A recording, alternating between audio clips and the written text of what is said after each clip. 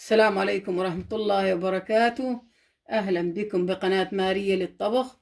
اليوم سنعمل معا البراوني بدون سكر بدون دقيق. المكونات هي بيضتان، موزتان، نصف كوب من الكاكاو الخام، ملعقتان كبيرتان من الفستق السوداني، ملعقة شاي من البيكنج باودر.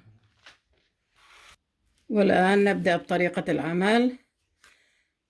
بسم الله الرحمن الرحيم.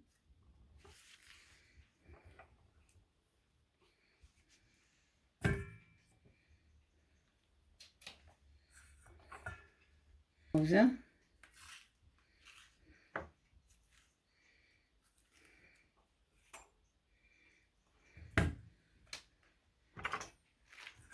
ثم نهرسها جيدا.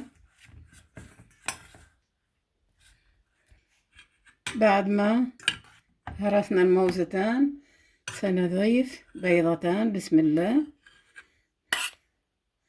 ونخلطهم جيدا.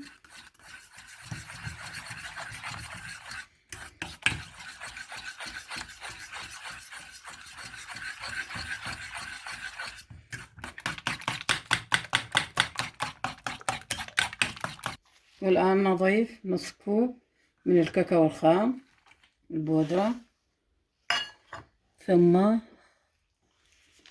نضيف ملعقتان كبيرتان من الفستق السوداني. بسم الله.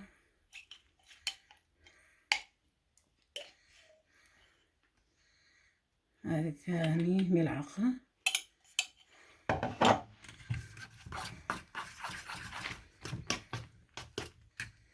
ونخلطهم جيدا.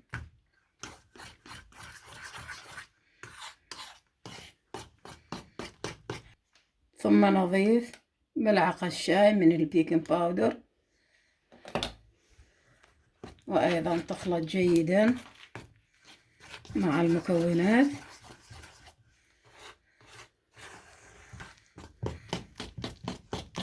بعد ما انتهينا من الخفق سوف نضيفها للقالب. بسم الله.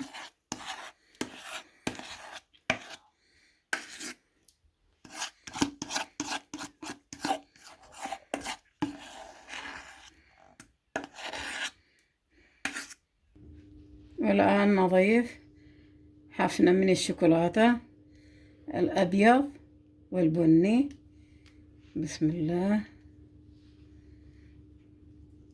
نضعه في الفرن على درجة حرارة 180 وحسب الفرن لمدة ربع ساعة أو 20 دقيقة أو حسب الفرن، ونرجع إليكم إن شاء الله. وهكذا أصبح عندي البراوني جاهز. سوف نقطعه. بسم الله.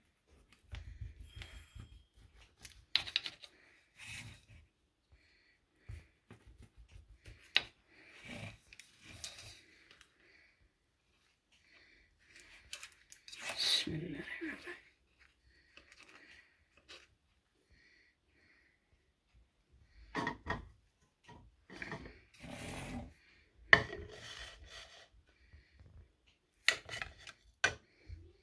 لذيذ جدا.